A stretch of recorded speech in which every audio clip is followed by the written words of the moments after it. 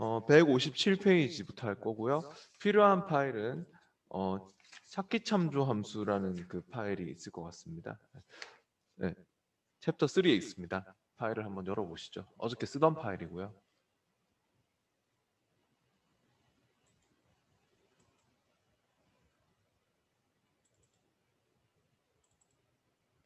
엑셀 챕터 3의 찾기 참조 함수라는 파일을 열어보시면 됩니다. 어저께 그 마지막에 VLOOKUP, HLOOKUP, 인덱스 이런 함수들에 대해서 배웠었고요. 굉장히 중요한 함수들이라고 했습니다. 시험에도 각각 한 문제씩 다 있고요. 매치 함수 157페이지에 나오는 매치 함수는요. 뭐 시험에서 이 매치가 나온 그런 문제는 제가 보지는 못했던 것 같은데 일단 그래도 뭐 찾기 참조 함수 중에서도 이것도 딴 데서도 이렇게 보면 종종 볼 수 있는 뭐 그런 함수이기도 하거든요. 근데 매치 함수는 특징이 뭐냐면요. 찾을 값을 는 매치 해가지고 찾을 값을 딱 주고 그 찾을 값을 찾을 범위에서 몇 번째 위치에 있는지 알려주는 함수거든요. 찾는 방법도 이렇게 옵션으로 있긴 한데요. 그 찾을 값이 찾을 범위 내에서 몇 번째 위치에 있나 그런 거를 알려주는 함수입니다.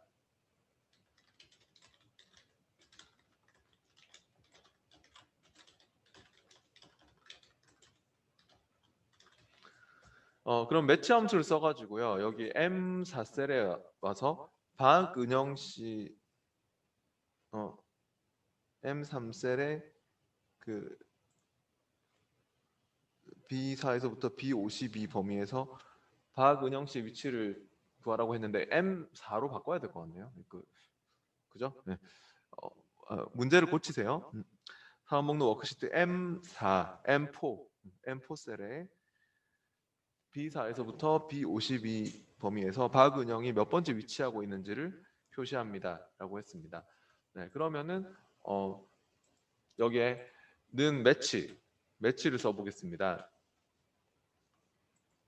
매치를 선택한 다음에 괄호가 열리면 함수 마법사도 불러주세요. 매치를 더블 클릭 괄호가 열렸을 때 Shift F3 눌러가지고 함수 마법사를 불러보십시오. 그럼 여기서 lookup value 같은 경우는 찾을 값인데요. 찾을 값은 박은영이라고 적겠습니다. 박은영 적어요. lookup value 찾을 값이에요.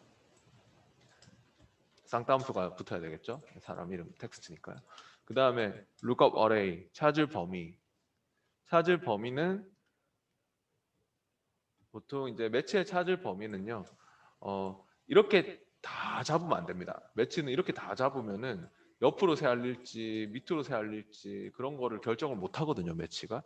그래서 매치의 찾을 범위는 반드시 한 열로만 잡든지 하나의 행으로만 잡든지 그러니까 하나의 열로만 또는 하나의 행으로만 잡으셔야지 매치가 새알릴 수가 있습니다. 그러니까 지금은 이렇게 잡을 겁니다.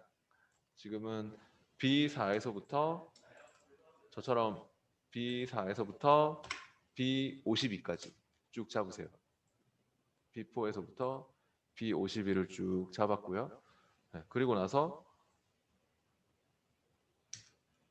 매치 타입 찾는 방법이거든요. 매치 타입 같은 경우는 1, 0, 마이너스 1이 있는데요. 이 매치 타입은 박은영이면 박은영 정확하게 찾아야 되지 않습니까? 김태희면 김태희. 그러려면 0으로 어저께 브이룩업에서도 0을 쓰면 펄스나 0을 쓰면 정확하게 일치하는 걸로 찾았지 않습니까? 이 매치도 마찬가지입니다. 0이 정확히 일치하는 걸로 찾는 거고 1이나 이제 마이너스 1은 이제 정확한 값이 주로 없을 때 비슷하게 찾는 방법입니다. 이런 뭐 오름차순 정렬되어 있을 때는 1을 쓰고 내림차순 정렬되어 있을 때는 마이너스 1을 쓰고 뭐 그런 차이도 있긴 한데요. 하여튼 비슷한 걸로 찾는 거고 1이나 마이너스 1은 정확하게 박은영이면 박은영, 뭐 황진이면 황진이 정확하게 찾으라고 하면 0을 쓰면 됩니다. 네, 그렇게 해서 확인해 보십시오. 그럼 박은영 씨가 14번째 있다 이런 걸 알려주고 있죠. 네. 그리고 만약에 내가 다시 이거 Shift F3 눌러가지고 다시 마우스를 불러서 박은영이 아니라 김태희로 적어보세요. 김태희. 김태희를 딱 적으면은 몇 번이 나옵니까? 4번째 있다 이렇게 나옵니까? 여기서. 그러니까 이거는 여기서 사람이 몇 번째 있는지, 내가 찾고자 하는 그 사람이 몇 번째 있는지 찾을 때, 그러니까 이런 거를 구해가지고 어디다 쓸 수가 있냐면은 어저께 했던 이런 인덱스 함수 안에서의 행번호로, 인덱스 함수의 행번호로 뭐 4번 이렇게 들어갈 수 있도록 이렇게 매치가 그런 걸 구하는 일을 할 수도 있겠죠. 158페이지의 문제를 한번 풀어보도록 할까요? 중요한 문제네요. 1, 2, 3, 4가 중요한 문제인 것 같습니다. 예제 3-6번을 열어서 해볼게요.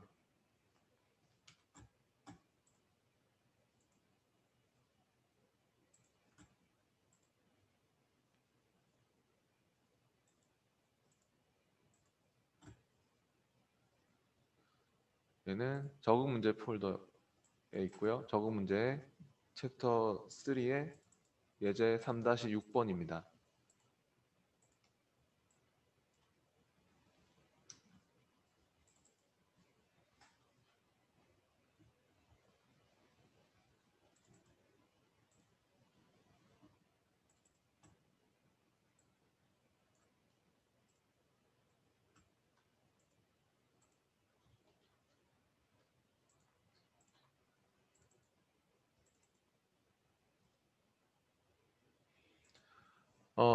그러면은 먼저 1번 문제가 컨텐츠 제작 일정 워크시트, 그 컨텐츠 제작 일정 워크시트로 가볼까요? 지금 시트가 많나요? 시트가 이렇게 앞에 이거 눌러보면은 굉장히 또 뭐 시트가 많이 있네. 요거 눌러서 이렇게 가도 되고요. 컨텐츠 맨 앞에 시트입니다. 맨 앞에 시트. 요거 눌러서 이렇게 시트가 많을 때는 이렇게 또 이동할 수 있습니다. 네. 컨텐츠 제작 일정 워크시트로 가가지고요. 여기에서는 B3셀에 여기에다가 vlookup 함수를 이용해서 담당 워크시트에서 A, E의 역할에 해당하는 성명이 표시되도록 뭐 수식을 이렇게 입력하라고 하고 있는 것 같습니다. 그러면은 B3셀에 vlookup을 불러보겠습니다. 는 vlookup 바로 불러볼게요. vlookup, hlookup 이런 게 좀 처음 쓰는 사람들은 아마 어저께도 어려웠을 겁니다. vlookup을 더블 클릭, 가로가 열리면 함수 마법사도 불러보십시오. Shift F3 눌러서. lookup value는 표의 첫 열에서 찾으려는 값입니다. 여기서 말하는 표의 첫 열이란 제가 어저께도 얘기했는데 우리가 지금 현재 내용을 작성하고 있는, 그러니까 이 vlookup이 들어가고 있는 표가 아닙니다. 현재 이 표가 아니라 내용을 찾아와야 될 표. 문제에서 담당 워크시트에서 뭐 A, E 역할에 해당하는 성명이 나오도록 했기 때문에 우리 담당 워크시트로 한번 가볼게요. 담당 워크시트 찍고 여기에 A, E 역할에 해당하는 성명이 가져와지도록 해 라고 하고 있습니다.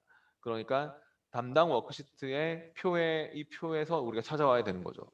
근데 표의 첫 열에는 뭐가 있습니까? 여기서 말하는 표의 첫 열이란 지금 우리가 이렇게 내용을 찾아와야 될 담당 워크시트에 있는 이 표의 첫 열을 보셔야 합니다. 바로 역할이 있죠?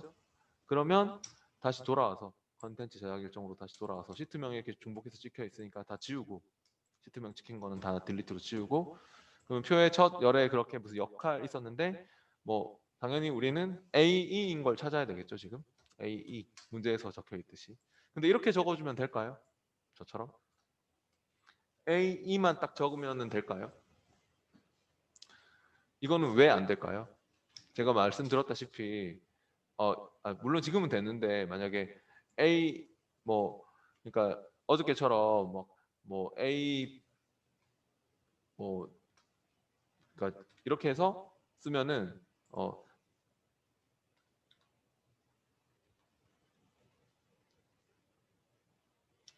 지금은 되는데 만약에 뭐 AZ1 이런 거 나올 거거든요, 시험에. AZ1 이런 거는 쌍따옴표가 자동 붙지 않아요. 왠지 아시죠? 왠지 아시죠? AZ1 셀로 가는 거니까. AZ1 셀에 아무것도 없다. 셀 주소로 인식하게 되니까 AZ1 셀 뭐 이런 걸로 막 인식하게 되니까 특히 영어로 나오는 경우는 여러분이 쌍따옴표를 무조건 붙이는 걸로 하세요. 앞뒤로. 안 그러면 셀 주소나 이런 걸로 막 함수 같은 걸로 막 착각할 수도 있기 때문에 꼭 쌍따옴표를 직접 붙여주는 걸로 하고요. 그 다음에 테이블 어레이. 테이블 어레이는 데이터를 검색하고 추출할 표죠. 그러면 담당 워크시트로 가야 되겠죠. 담당 워크시트로 가서 담당 워크시트에 이 표를 이렇게 잡겠습니다. 물론 이제 이런 범위는 절대 참조하는 게 좋은데 지금은 절대 참조는 큰 의미는 없을 것 같습니다. 뭐 절대 참조하시면 뭐 잘하시는 거긴 하지만 이거는 절대 참조가 큰 의미는 없습니다. 왜 그럴까요? 하나만 구하고 땡이기 때문에. 근데 보통은 여러분이 이런 거 할 때 F4번 눌러서 절대 참조를 신경 쓰셔야 합니다. 지금은 큰 의미는 없는데 시험 시에는 표라서 막 밑으로 채워지거든요. 자동으로. 하나만 구하면 자동으로 채워지기 때문에 지금은 솔직히 달러 붙이는 게 큰 의미는 없어요. 그래서 안 붙여도 돼요. 지금은. 이거 하나만 구하고 땡이니까. 하지만 시험 시에는 밑에까지 쭉 채우게 하는 경우가 많기 때문에 이런 거를 절대 참조를 신경 쓰셔야 하고요. 컬럼 인덱스 넘버는 값을 추출할 열 번호 몇 번으로 하시겠습니까? 컬럼이 어저께 열이라고 했죠. 열. 기둥이라는 뜻도 있다고 했죠. 지금은 이 표를 보면은 이 테이블 어레이에 가서 표를 보면 1번, 2번 열이 두 개가 있습니다. 우리는 결과적으로 뭘 가져올 겁니까? 이거 A, E인 거를 표의 첫 열에서 이렇게 찾았을 때 여기서 딱 찾겠죠? 이렇게 찾았을 때 그와 일치하는 레코드 중에서 우리는 이거 가져오려고 하는 거 아닙니까? 그죠? 그러면 2번. 두 번째 열에 있는 값을 가져와. 그 다음에 마지막 레인지 룩업 찾는 방법. 정확하게 찾을까요? 비슷하게 찾을까요? 정확하게 찾아야죠. A인데 뭐 AZ로 가고 이러면 안 되잖아요. 그러니까 이거 룩업 밸류 찾을 때 쓰는 말입니다. 이거를 찾을 때 정확하게 일치하는 걸로 찾으라고 false나 0을 써주시면 될 것 같습니다. false나 0 이렇게 해서 0이 false였죠. 정확하게 찾을 땐 0. 비슷하게 찾을 때는 true 또는 1로 했잖아요. 네, 그럼 확인해 보십시오. 결과적으로 잘 나오고 있습니까? 이렇게요. 그 다음 2번으로 와서 또 소스 개발 워크시트에서 A열의 프로젝트명 워크시트에 찾아서 반환하는 함수를 소스 개발 워크시트의 B열에 삽입합니다 라고 했습니다. 소스 개발 워크시트로 와보시고요. 여기에는 그 A열에 해당하는 제품명이죠. A열이 제품명에 해당하는 프로젝트명을 찾아와라. 프로젝트명 워크시트에서 찾아와라. 프로젝트명 워크시트에 가보시면은 또 역시 어떤 함수를 써야 될까요? 제품명 필드 이렇게 프로젝트명 필드 방향이 수직 방향으로 되어 있네요. 그럼 방금 썼던 vlookup이 또 필요합니다. vlookup을 또 쓸 겁니다. 소스 개발 워크시트에 프로젝트명을 구하는 곳에서 는 vlookup을 선택하고 함수 마법사도 불러보세요. 여기서 lookup value는 표의 첫 열에서 찾으려는 값이고요. 표의 첫 열에는 뭐가 있는지를 보고 오셔야 돼요. 지금 우리 현재 내용을 작성하고 있는 표가 아니라고 했죠.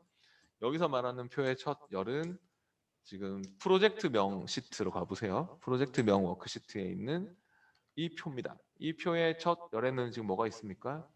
표의 첫 열에는요. 제품명이 있죠. 예, 그러면 다시 소스 개발 워크시트로 오셔서 제품명이 있는지 봤으면 일단 시트명 중복해서 찍힌 거 다 지우고 당연히 이 첫 번째 이 레코드의 제품명 현재 이 브이로그 들어간 이 레코드의 제품명을 찍어 주셔야 합니다. A2를 찍고요. 그 다음 테이블 어레이로 내려와서 테이블 어레이는 데이터를 검색하고 추출하려는 표고 바로 그 표는 프로젝트 명 시트에 가서 프로젝트 명 워크시트에 A1에서부터 B19까지를 다 잡고 이거는 필히 F4번 절대 참조.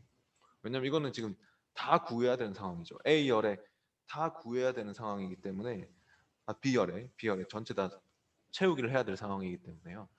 얘는 밑으로 같이 막 내려가고 하면 안 되니까 꼭 절대 참조를 하세요. 그 다음 컬럼 인덱스 넘버, 값을 추출할 열 번호 몇 번으로 하시겠습니까? 열이 지금 두 개 있네요. 1번, 2번 중에서 우리는 프로젝트 명을 찾아올 거기 때문에 이거 그러니까 EDR001 이거 찾아가지고 이거를 갖다가 표의 첫 열에서 이렇게 찾아가지고 그거에 대한 프로젝트 명을 가져올 거기 때문에요. 네, 두 번째 열에 있는 값을 가져와 해야겠죠. 2번. 네, 그리고 마지막에 찾는 방법 어떻게 찾아야 됩니까? 룩업, 레인지 룩업. 당연히 EDR001인데 뭐 EDR002로 가고 이러면 안 되겠죠. 정확하게 일치하는 걸로 찾으라고 아까처럼 펄스나 0을 써주겠습니다. 네, 그러면은 확인했을 때 모스 001 막 그렇게 나옵니까? 결과적으로 채우기 하셔야 됩니다. B열에 다 구하라고 했거든요. 얘는 채우기도 이렇게 해서 잘 나오는지. 그 다음 3번 문제는 또 연간 매출 워크시트에서 H열에 연간 매출 워크시트로 와보시고요.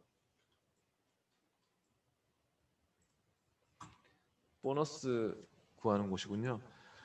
여기에는 보너스 워크시트의 보너스 요율 테이블 요율로부터 각 직원이 초과된 목표량에게 받게 될 보너스 요율을 계산합니다. 라고 했습니다. 참조표에 있는 것 변경하지 않습니다. 시험에 똑같은 문제가 있는데요. 지금 보너스 워크시트 가보면 있잖아요. 표가 방금 거하고 달리 누워있죠. 보너스 워크시트에 가보면. 이런 경우는 H룩업을 목표량 초과 필드 또 보너스 필드 이런 식으로 필드의 방향이 행방향으로 누워 있을 때는 이런 경우는 이제 H룩업을 쓴다라고 보시면 되겠습니다. 그럼 H룩업 함수를 써서 몇 번째 행에 있는 값을 찾아올래 그렇게 해야 될 것 같고요. 연간 매출 워크시트에 H4셀에 오셔가지고 는 H룩업 불러보겠습니다. H룩업을 더블 클릭하고 가로가 열리면 함수 마법사도 불러보십시오. 룩업 밸류는 표의 첫 행에서 찾으려는 값입니다. 표의 첫 행에 뭐가 있는지 보고 오세요. 보너스 워크시트의 표의 첫 행에 뭐가 있습니까? 목표량 초과가 있죠. 표의 첫 행에 목표량 초과가 있으니까 다시 돌아와서 연간 매출로 돌아와서 시트명 시킨 건 다 지우고 첫 번째 이 레코드에서 목표 초과가 되겠죠. 이거죠. 첫 번째 레코드에서 그와 관련된 값 바로 G4겠죠. G4 룩업 밸류는 항상 이런 식으로 생각을 해주셔야 됩니다. 표의 첫 행에 뭐가 있나 보고 와서 현재 이 H 룩업 들어가는 첫 번째 이 레코드에서 관련된 값을 룩업 밸류로 써주시고 그 다음 테이블 어레이는 데이터를 검색하고 추출할 표죠. 표는 보너스 워크시트로 가서 보너스에 있는 이 표를 이렇게 잡겠습니다. 전체를 F4번 절대 참조도 하십시오. 이것도 밑으로 내려가고 하면 안 되죠. 절대 참조. 다음 로우 인덱스 넘버 아까 컬럼에서 이제 로우로 바뀌었죠. 로우 인덱스 넘버는 행 번호 몇 번으로 하시겠습니까? 2번으로 해야겠죠.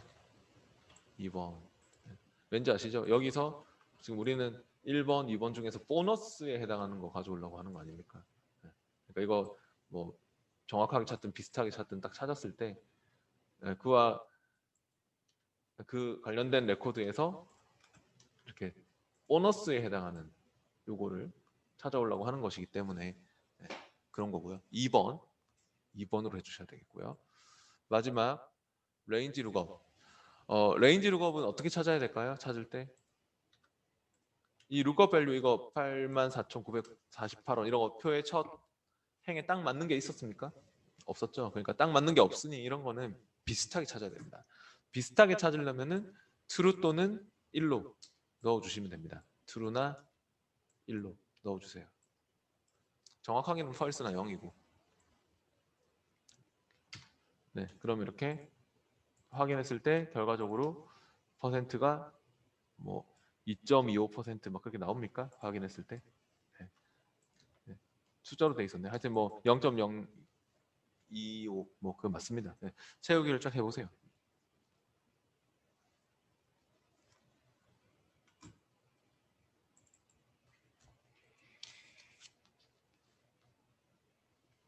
그 다음 4번으로 갑니다.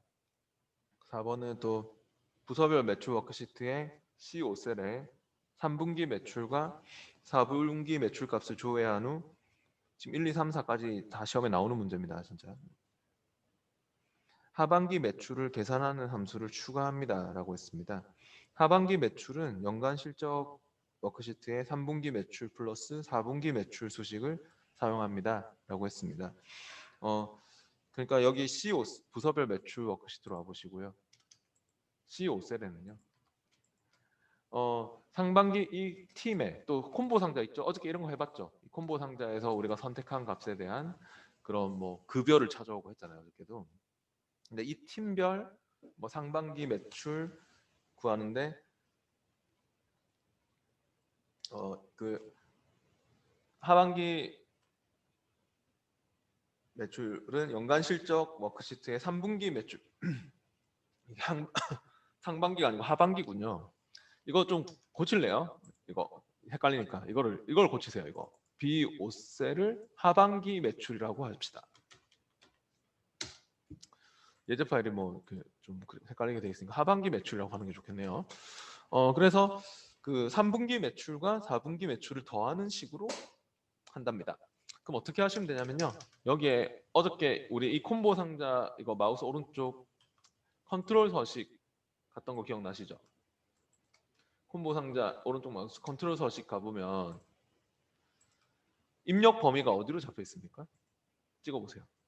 입력 범위 딱 찍어봐봐요. 그러면 여기로 잡혀 있죠. B4에서부터 B7로 B7 이렇게 잡혀 있죠.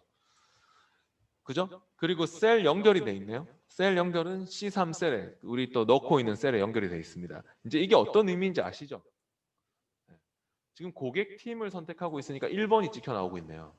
만약에 저기서 기획팀을 우리가 선택을 했다면 C3셀에는 2번이 나오고 있겠죠. 영업팀을 선택한다면 3번이 나올 거고요. 그러니까 이게 1, 2, 3 하는 게 지금 C3셀에 1, 2, 3, 4 하는 이 번호가 C3셀에 나오게 될 거거든요. 그래서 이거를 뭘로 쓸 거냐면은 이거를 바로 인덱스 함수의 행번호로 쓸 겁니다. 어제 우리 인덱스 함수 배웠지 않습니까?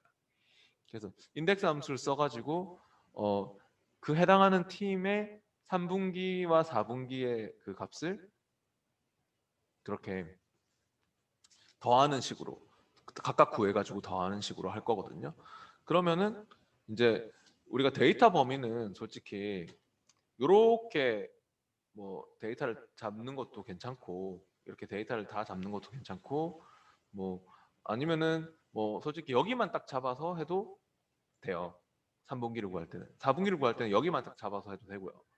그러면은 열 번호는 아예 생략도 할 수 있거든요. 그러니까 어저께는 데이터를 다 잡아서 이렇게 하는 걸로 했는데요.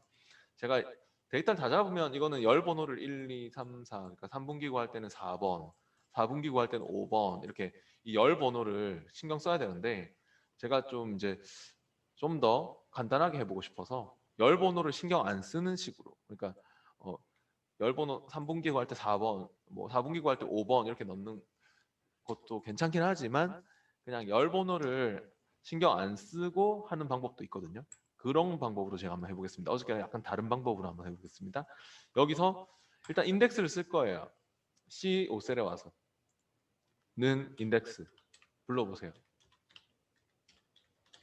C5셀에는 인덱스 함수를 더블 클릭, 함수 마법사도 부르고 뭐 인수 목록 그대로 확인하고 그래서 제가 무슨 말을 한 거냐면은 어레이를 잡을 때 있잖아요. 이 찾을 데이터 범위를 잡을 때 어제는 우리가 어떻게 했었냐면은 보너스 워크 그 연간 실적 워크시트에서 뭐 데이터를 이렇게 다 잡는 식으로 했을 거예요. 이렇게 막 다 잡는 식으로. 그러니까 이렇게 다 잡는 식으로 하면은 여러분이 열 번호를 뭐 이렇게 저처럼 이렇게 잡으면 열 번호를 막 1번, 2번, 3번, 4번 이렇게 넣어줘야 되거든요. 열 번호를. 근데 저는 괜히 그것도 막 새알리기도 귀찮으니까 열 번호를 아예 안 넣을 수도 있거든요. 이 열 번호를 생략도 할 수 있는데 어떻게 잡으면 되냐면 그냥 3분기만 데이터만 잡는 거예요. 이렇게 24에서부터 27. 이건 뭐 절대 참조는 큰 의미는 없어요. 뭐 채우기 할 건 아니니까. 그렇게 잡으면 있잖아요. 열을 하나만 잡았지 않습니까? 그러니까 이렇게 하면은 열 번호를 아예 생략할 수 있습니다. 어차피 열 번호가 1번이 될 것이기 때문에 맞잖아요. 열을 하나만 잡았으니까. 그러니까 열 번호를 생략하고 행 번호만 신경 쓰면 되거든요.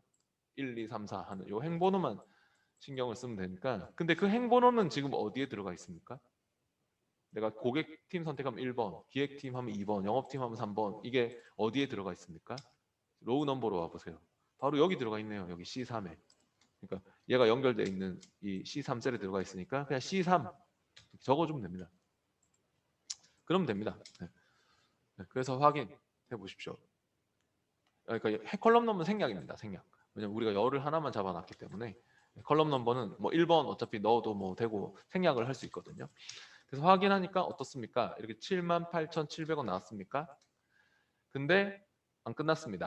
이거를 지금 3분기 실적 가져온 거거든요. 이 팀에. 그러니까 여러분이 팀을 바꾸시면은 그 각 팀별로 이렇게 3분기 실적이 나오고 있는 거거든요. 영업팀에 지금 3분기 실적이 나온 그 영업팀의 그 3분기 실적 이게 지금 가져와지는 거거든요. 제가 이렇게 팀을 선택해 보면요. 그죠? 영업팀의 3분기가 32만 9,690원 아닙니까? 근데 우리가 이거를 더하기 뭐 해야 됩니까? 4분기 실적도 더해야 되지 않습니까? 그러면 쉽습니다. 다시 더블 클릭 들어가서 있잖아요. 뒤에다가 플러스 해가지고 똑같이 하면 됩니다. 다시 근데 이제 이 범위만 4분기로 바꾸면 되는 거죠. 그러니까 뒤에 더블 클릭 들어가서 플러스 더하기 입력하고 똑같이 인덱스를 선택하고 가로가 열리면 함수 마법사를 불러서 인수 목록 그대로 확인하고 그냥 방금하고 똑같은데 어레이 범위만 이제 4분기로 잡으면 되는 거죠. 어레이는 보너스 워크시트 아니 그 연간 실적 워크시트에 와서 4분기의 데이터를 이렇게 잡는 거죠. 이렇게 저처럼 4분기의 데이터를 이렇게 잡고 그리고 똑같이 하면 돼요. 이건 어차피 또 열 번호는 그러면 신경 안 써도 되고 행 번호는 방금처럼 저기 그 팀의 몇 번째 그 데이터 그 팀이 해당 팀이 몇 번째 행에 있는지는 C3셀에 들어가 있기 때문에 C3 이렇게 적어주면 되는 것입니다. C3. 네. 그럼 확인해 보세요. 그러면은 이게 3분기의 실적, 이게 4분기의 실적이 되는 것이죠. 네. 우리가 이렇게 3분기 데이터 범위, 4분기 데이터 범위 이렇게 딱 잡아놨기 때문에요. 네. 그래서 그렇게 각각 더하는 게 되는 것이죠.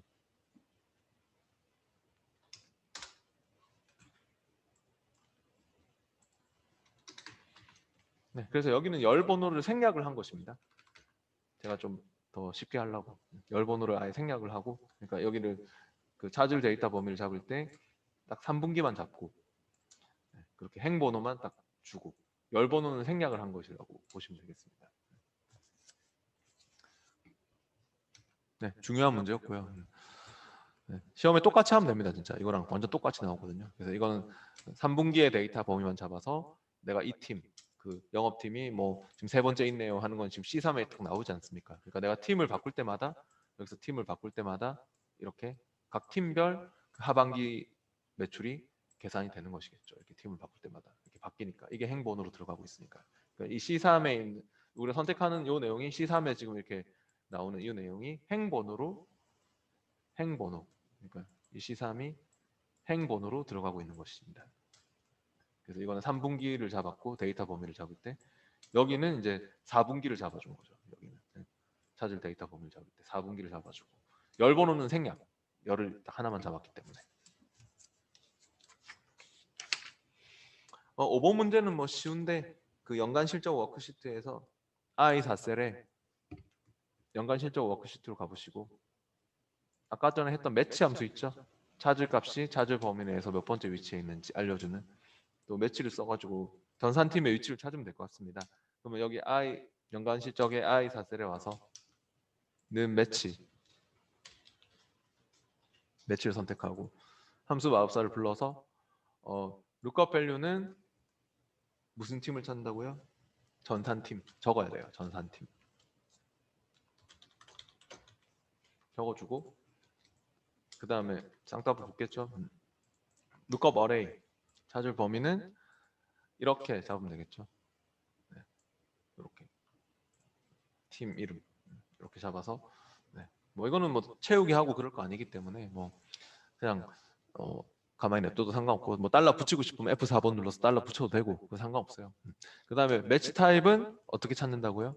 찾는 방법 전산팀이면 전산팀 정확하게 찾아야 되니까 정확하게 찾을 때는 뭐라고요? vlookup도 그렇고 매치도 그렇고 정확하게 찾을 때는 0입니다. 네, 0을 써야 합니다. 찾는 방법입니다. 찾는 방법. 정확히 일치하는 거 찾는 거는 0. 비슷하게 찾는 거는 이제 1이나 마이너스 1이 있다 생각하시면 됩니다. 네, 확인해 보세요. 전산팀은 네 번째 있다 하는 게 나오죠.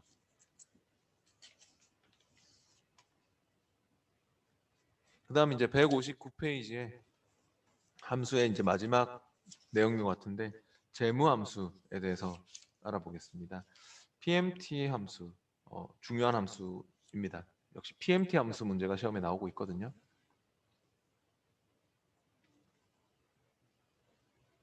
PMT 함수 같은 경우는요, 그냥 그 한마디로 월 납부액을 구하는 함수입니다. 재무 함수는 돈에 관련된 함수인데 돈 계산을 할 때 얘가 per month 저는 영어로 그냥 이렇게 생각하고 있는데 per month요.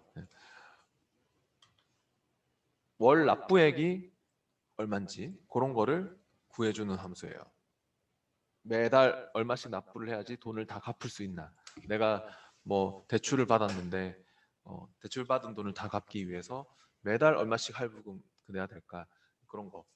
카드 할부로 뭐 샀는데 3개월 할부로 샀는데 그거 다 수수료까지 포함해서 매달 얼마씩 내야 될까 그런 거를 구할 때는 PMT 함수를 쓰면 돼요. FV 함수는 159페이지 밑에 FV 함수는 미래 가치. 근데 FV는 참고로 적금 만기일에 타게 될 만기 지급액 같은 걸 구합니다. 근데 FV는 시험에 나온 적은 없었던 것 같은데 FV는 future value입니다. 영어로는 그냥 future value고 이자율 기간은 똑같고 월 납부액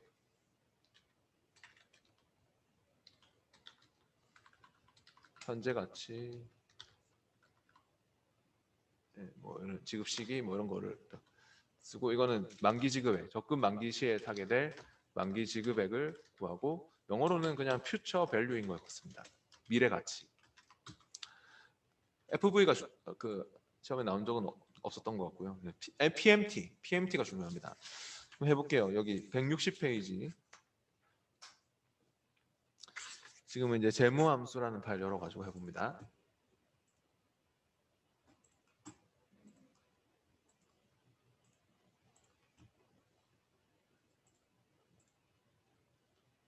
챕터 3의 재무함수고요.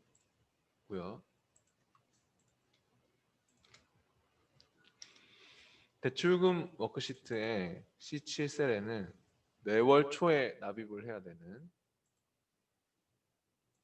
그런 금액을 표시를 해라. 매월 초에 얼마씩 납입을 해야 되나. 저 대출을 받은 모양이죠, 그죠? 이 금액이 1억 원인가요? 하여튼 1억 원을 대출을 받은 것 같은데 3%로 연이율 3%로 해서 대출을 받았다. 네. 그러니까 1억 원 이거 3% 연이율 3%로 대출을 받았는데 그거를 다 갚기 위해서는 매달 얼마씩 갚아야 될까? 5년 동안 갚기로 했나 봐요. 계약금은 30만 원 냈나 봐요. 그래서 이 160페이지의 문제는 보면은 초기 납입 금액은 제외합니다 이런 말이 있는데 그 계약금 30만 원 낸 거는 제외시켜라 그 말인 것 같습니다. 적금 그러니까 아니 대출을 받으면서 초반에 그 30만 원 계약금 낸 거죠. 네. 그러면 갚아야 될 돈이 9,970만 원 그렇게 되는 거죠. 9,970만 원. 네. 그 9,970만 원을 다 갚기 위해서는 얼마씩 이제 매달 얼마씩 갚아야 될까 그런 거를 PMT 함수로 구할 수 있습니다. 해볼게요. 그럼 여기 C7셀에 와서는 PMT per month 그렇게 생각한다 했습니다. PMT를 더블 클릭 가로가 열리면요.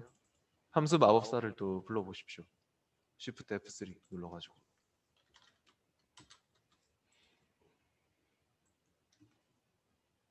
함수 마법사를 불렀고 레이트 같은 경우는 이자율입니다.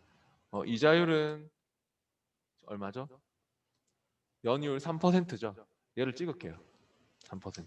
얘를 찍고 단 여기 설명을 잘 봐봐요. 예를 들어 연이율 6%의 분기 상환 시에는 6%를 4로 나눠 사용합니다.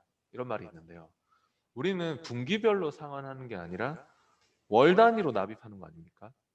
그러면 나누기 얼마가 필요할까요?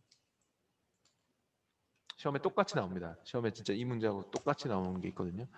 그러면 연이율로 항상 줄 건데 연이율은 월 단위로 납입하는 걸로 계산을 우리가 해야 돼서 나누기 12를 해주셔야 합니다. 뭐 항상 뭐 연이율로 나올 거니까 뭐 우리가 일반적으로도 연이율로 얘기를 하잖아요. 이자는. 그러면은 월 단위로 납부하는 거면은 나누기 12가 꼭 들어가야 합니다. 두 번째 칸 앰퍼. 앰퍼는 총 지급 기간 수입니다. 총 지급 기간이 5년이죠. 그럼 얘를 찍을게요. 상환 기간 5년. 얘를 찍어요. 단 이것도 연으로 두면은 우리가 연에 한 번만 납부하는 거면 연으로 하는 게 맞는데 월 단위로 납부하는 거지 않습니까? 그래서 어떻게 해야 될까요? 얘를 곱하기 12 해주셔야 합니다. 그래서 60개월로 이렇게 월 단위로 맞춰야 합니다.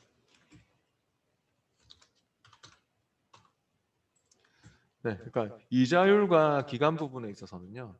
이렇게 연이율이니까 나누기 12, 기간도 연이니까 곱하기 12 그렇게 해서 계산이 월 단위로 맞출 수 있도록 월 단위로 맞춘다는 생각으로 그렇게 해주세요. 그게 중요합니다. 시험에도 이런 식으로 하셔야 합니다. 그 다음에 PV는 현재 가치입니다. Present Value. 현재 가치는 대출을 1억 원 받았고 계약금을 30만 원 냈으니까 현재 내가 빌려서 당장 쓰고 있는 돈이 얼마죠? 대출금 마이너스 계약금. 그렇게 하시면 됩니다. 그러니까 현재 내가 당장에 쓰고 있는 돈의 가치라고 보시면 되겠어요. Present Value는 대출금 찍고 C3 마이너스 계약금 C6 이렇게요.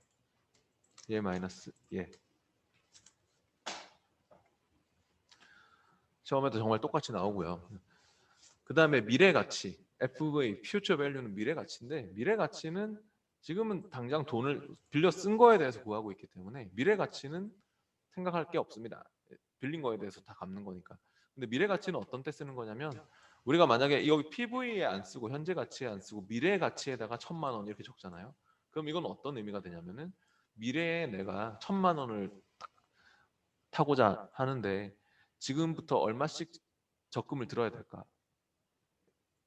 5년 동안 뭐 그런 겁니다. 그러니까 이거는 나중에 미래에서 내가 얻고자 하는 가치예요. 상환을 완료시킨 후에 얻고자 하는 가치. 그러니까 지금 당장의 가치가 아닌 미래의 가치가 되는 거죠. 이 기간 뒤의 가치. 그거 1,000만 원 만들기 위해서 매달 적금을 얼마씩 넣어야 돼? 그런 거 구할 때 쓰는 거예요. 근데 지금 우리는 당장 빌린 거에 대해서 우리가 이자를 내는 걸로 해서 이제 갚아야 되니까 당연히 현재 가치에다 적는 게 맞겠죠.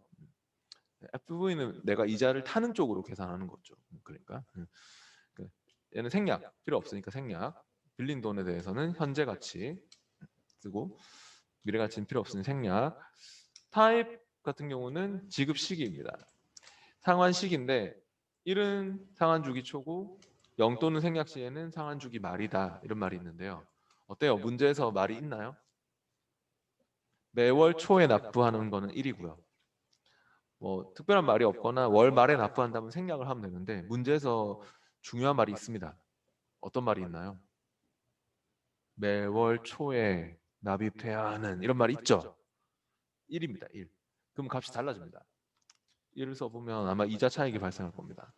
그래서 매월 초에 납부한다 이런 말이 있거든요. 없으면 생략하면 되는데 있으니까 꼭 1을 써야 됩니다. 그럼 매월 그 상환주기 초로 계산을 하면 좀 값이 달라집니다. 시험에도 월초에 납부한다 이런 말이 보통 있어요. 잘 봐야 돼요. 없으면 생략하지만 있을 거거든요. 그러면 꼭 1을 써야 돼요. 확인해 보세요.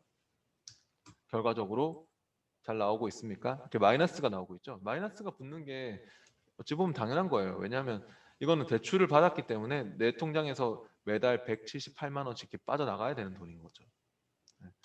월 납부액이 마이너스가 붙는 게 맞아요. 162페이지의 그 적응 문제는 1번 문제가 1번, 2번 다 중요한 문제네요. 방금처럼 완전 똑같이 하면 되거든요. 1번, 2번 다 중요한 문제고 2번은 근데 이제 매월 초가 아니라 매월 말이라고 했으니까 2번과 같은 경우는 아까 우리 마지막에 요거 그러니까 1번은 1을 써야 되지만 매월 초니까 이거 지급 시기에서 1을 써야 되지만 그러니까 2번과 같은 경우는 월 말이라고 했으니까는 생략을 하시거나 0을 쓰면 되겠죠. 그러니까 1번과 2번의 차이는 162페이지 1번과 2번의 차이는 요거밖에 없는 것 같습니다. 타입에서 1번은 매월 초니까 1을 써야 되고 2번을 할 때는 0을 쓰거나 생략을 하시면 됩니다. 네, 집에서 할 수 있겠죠. 집에서 똑같이 한번 해보세요. 중요한 문제니까요. 그래서 여기까지 해서 함수 부분이 끝이 났고요. 이제는 163페이지로 와서 또 외부 데이터 가져오기 하는 거네요. 데이터 가져오기라는 파일을 열어가지고 해보도록 하겠습니다. 파일을 열어보시죠.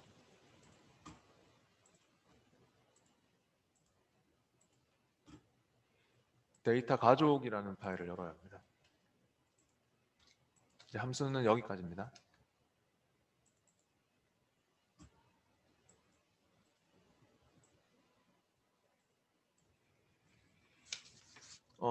먼저 그 쿼리를 통해서 뭔가 원하는 것만 쿼리 편집을 해가지고 조건에 맞게 원하는 것만 원하는 필드만 이렇게 가져와서 외부 데이터를 불러오는 그런 작업을 할 수 있는데요. 그럼 또 문제가 있습니다. 시험에 또 164페이지의 문제 중요한 문제입니다. 시험에 또 비슷하게 나오는 문제가 있거든요. 데이터 삽입 워크시트에서 쿼리를 이용해서 주문 현황 CSV 파일의 정보를 셀 A1으로 불러옵니다. 제품 공급국과 주문 케이스열만 포함하여 가져옵니다. 라고 했는데요.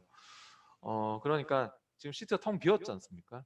텅 비어 있는데 우리가 CSV 파일을 가져와야 됩니다. 근데 CSV 파일은요, 텍스트 파일이거든요. 그러니까 원래 우리가 이렇게 데이터 탭에 CSV면은 텍스트로 부르면 되거든요. 근데 데이터에 텍스트로 이렇게 해서 CSV를 이렇게 부를 수도 있지만 이건 TXT 파일처럼 이런 텍스트 파일이거든요. CSV 파일이 뭐 우리 이런 TXT 파일처럼. 근데 요거를 가져올 때 다 가져오는 게 아니라 무슨 필드만 가져오고 뭐 이렇게 편집해서 가져와야 되거든요. 원하는 것만 골라서. 그렇게 하려면은 이렇게 무작정 가져오지 않고 텍스트로 그냥 바로 가져오지 않고 쿼리로 가져오는 그런 일을 해야 합니다. 데이터 탭에 가져오기 변환 그룹에 새 쿼리라고 있지 않습니까? 데이터에 새 쿼리에서 파일에서 이 쿼리는요, 내가 조건에 맞게 원하는 것만 이렇게 선택해서 가져올 수 있게 쿼리 편집을 할 수 있거든요. 그래서 쿼리를 쓰는 겁니다. 다 가져오는 게 아니라 지금 제품과 공급 국가와 주문 케이스 열만 포함하여 가져옵니다. 이렇게 나왔잖아요. 네, 그렇기 때문에 그 데이터의 새 쿼리에 파일에서로 그리고 CSV에서라고 있죠. 네, CSV에서로 할게요. 다른 엑셀 파일에서 가져오는 경우도 있고요. 보면은 시험에서 뭐 텍스트 파일이면 TXT 파일이면 TXT 뭐 텍스트에서 이렇게 가져올 수도 있고요. 그래서 파일의 종류에 따라서 이렇게 달라지겠죠. 네, 얘는 그러니까 같은 엑셀 파일, XLSX 엑셀 파일에서 뭐 조건에 맞게 가져오는 경우도 있고, 뭐 얘는 TXT 파일 그런 거죠. 지금은 CSV 파일, 테커리 파일에서 CSV. 그러면은 여기서 이제 우리가 선택을 해야겠죠. CSV 주문 현황 CSV를 그렇게 또 선택을 하시고요. 필요한 파일은 우리 엑셀 폴더에 지금 챕터 3에 있습니다. CSV가. 근데 시험 칠 때는 아마 문서에 있을 겁니다. 시험 칠 때는 문서에 있을 거고요. 선택을 하셔가지고 이제 확인하고 가져오기 하고, 가져오기 누르면은 이렇게 쿼리 아마 편집기가 이렇게 뜨게 될 것 같습니다. 혹시 저처럼 이렇게 뭐 나오는 사람은 데이터 변환을 눌러주시면 됩니다. 데이터 변환을 누르면은 쿼리 편집기가 뜹니다. 바로 쿼리 편집기가 뜬 사람도 있을 거고, 저처럼 이렇게 나오면은 데이터 변환 단추를 누르면 쿼리 편집할 수 있도록 편집기가 뜨게 될 것입니다. 네, 이렇게요. 그럼 여기서 이제 쿼리 편집기에서 제품은 가져올 거 맞죠? 문제에서 제품과 공급 국가와 주문 케이스열을 가져온다 했으니까 제품은 그대로 가져올 거고, 재고 번호 이거는 마우스 오른쪽 눌러서 안 가져올 거니까 제거, 오른쪽 마우스 제거 하셔야 되고요. 팔레트 어쩌고 하는 것도 필요 없죠? 그럼 마우스 오른쪽 제거, 저처럼 오른쪽 마우스 제거하시면 됩니다. 그리고 팔레트당 단가 이것도 필요 없죠? 팔레트당 단가 이것도 마우스 오른쪽 제거, 오른쪽 마우스 제거. 그리고 공급 국가는 필요하죠. 공급 국가는 냅두고, 그러니까 제품 공급 국가 필요하고, 그다음 고객 필요 없죠. 고객도 마우스 오른쪽 제거. 주문 케이스는 필요하죠. 그러면 얘는 또 냅두고, 주문 번호는 필요 없으니까 오른쪽 마우스 제거. 이렇게 해서 필요한 필드만 남겨놓고 제거를 이렇게 할 수 있잖아요. 이런 식으로 해가지고 이제 편집을 했으면 마무리도 중요하거든요. 이거를 마무리할 때 현재 이 그 데이터 삽입 워크시트의 A1 셀로 불러와야 되거든요. 그 마무리도 중요한데요. 마무리할 때 이렇게 하셔야 돼요. 이거를 바로 클릭하지 말고 이 목록 단추, 닫기 및 로드의 목록 단추를 넣어서 내가 원하는 위치, 현재 시트에 원하는 위치로 가져오려면 반드시 이걸로 하셔야 돼요. 그게 주의사항이에요. 닫기 및 다음으로 로드로 하셔야지만 현재 워크시트에 원하는 셀로 가져올 수 있습니다. 그냥 닫기 및 로드 하면 새 워크시트로 새로운 워크시트에 가져오거든요. 그래서 마무리가 중요합니다. 이걸로 꼭 하셔야 됩니다. 닫기 및 다음으로 로드. 주의사항이고요. 그래서 이렇게 닫기 및 다음으로 로드를 클릭하면은 현재 워크시트, 기존 워크시트로 가져올 수 있지 않습니까? 현재 이 워크시트에 A1 셀로 가져오겠어. A1이 안 잡혀 있으면은 여러분이 이거 눌러서 찍으면 돼요. A1을 찍고 확인하면 되고요. 그렇게 해서 로드를 누르면 가져와 줘야 되겠습니다. 이렇게요. 자, 내용도 한번 해볼까요? 166페이지 적응 문제도 중요한 문제인데 특히 그 1번 문제는 방금처럼 하는 거니까 1번 문제는 CSV 파일로 가져오는 거 방금처럼 해보시고 2번 문제 같이 해볼게요. 166페이지입니다.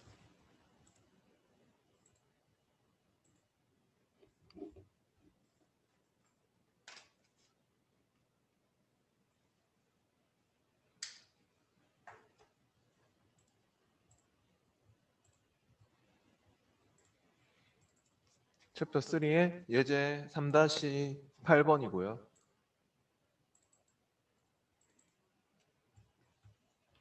뭐 열어봐도 별 내용은 없습니다. 166페이지의 1번 문제는 방금 우리 했듯이 데이터의 그 세 쿼리의 파일에서로 CSV에서로 가져오는 거고요. 2번 문제 해볼 건데요. 문서 폴더에 있는 리포트 XLSX, 이건 엑셀 파일이지 않습니까? 그러면 CSV 파일이 아니라 엑셀 파일이니까 뭐겠습니까? 바로 위에 있는 통합 문서에서 이걸로 하셔야 합니다. 네. 뭐뭐.xlsx 엑셀 파일 문제도 이렇게 있다고 했죠, 제가. 네. 우리 같은 그 엑셀 파일에서 원하는 것만 또 뽑아서 가져오려고 하는 거거든요. 데이터의 세 쿼리 파일에서 통합 문서에서로 해주세요. 네, 그럼 찾으세요. 지금은 챕터 3에 있겠죠. 네, 적응 문제 챕터 3에 리포트라고 있습니까? 리포트 XLSX 선택해가지고 또 열고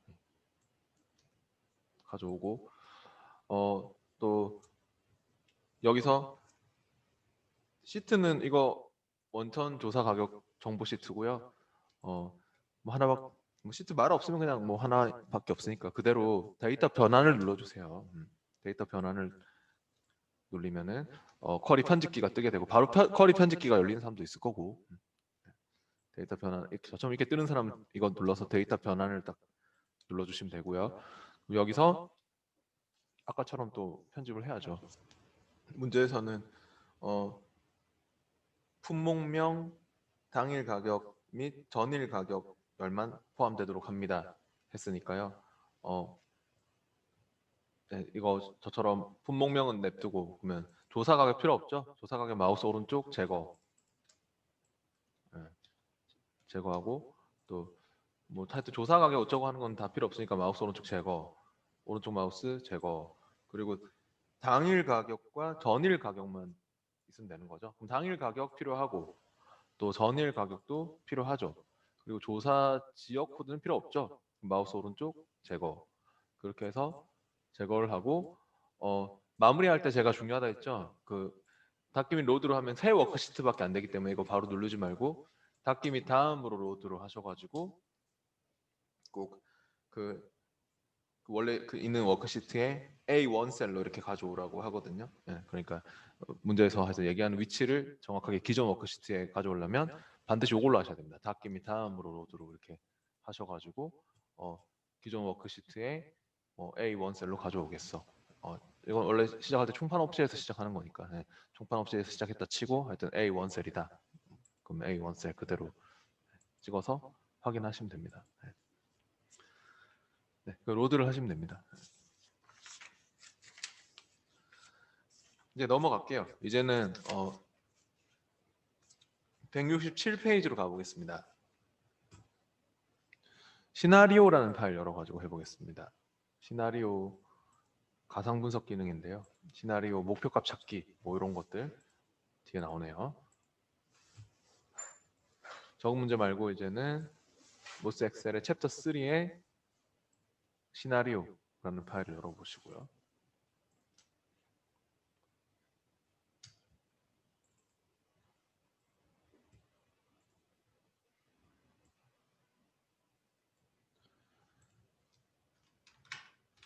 네, 여기서 또 시나리오 같은 경우는요. 우리 뭐 영화나 드라마 시나리오처럼 가상으로 시나리오를 써가지고 결과를 분석합니다. 그래서 데이터 탭의 예측 그룹의 가상 분석 기능입니다. 실제로 영화 시나리오도 우리 뭐 가상으로 꾸며서 쓰는 시나리오가 대부분이지 않습니까? 네. 그런 것처럼 이 엑셀의 시나리오도 가상으로 있지 않은 일을 꾸며서 시나리오로 만들어서 그거에 대한 결과를 예측한다는 그런 특징이 있는데요. 168페이지로 와보시고요. 168페이지에 보면은 순이익 예측 워크시트에서 원가 비율을 30%로 인상했을 때의 인상 시나리오와 원가 비율이 10%로 인하했을 때의 인하 시나리오를 만듭니다. 라고 했습니다. 그러면은 데이터 탭에 가상 분석에 가서 예측 그룹에 있습니다. 시나리오 관리자를 불러보십시오. 저처럼 가상 분석 시나리오 관리자를 클릭하고 여기서 추가를 눌러가지고 첫 번째 시나리오 이름은 인상입니다. 인상. 변경셀 같은 경우는 변경셀은 어디를 찍어야 되냐면 원가 비율이 있는 여기 C2 셀을 찍어주세요. 딴 거 잡혀 있으면 지우고 저처럼 C2를 딱 찍으면 돼요. 그리고 이제 확인할게요. 확인하면은 물어봐요. 값이 얼마냐고. 그럼 변경값은 30%니까 얼마? 0.3 하면 되겠죠. 0.3 확인. 그 다음에 또 추가 눌러가지고 또 두 번째 시나리오도 만드세요. 두 번째 시나리오는 인하 시나리오입니다.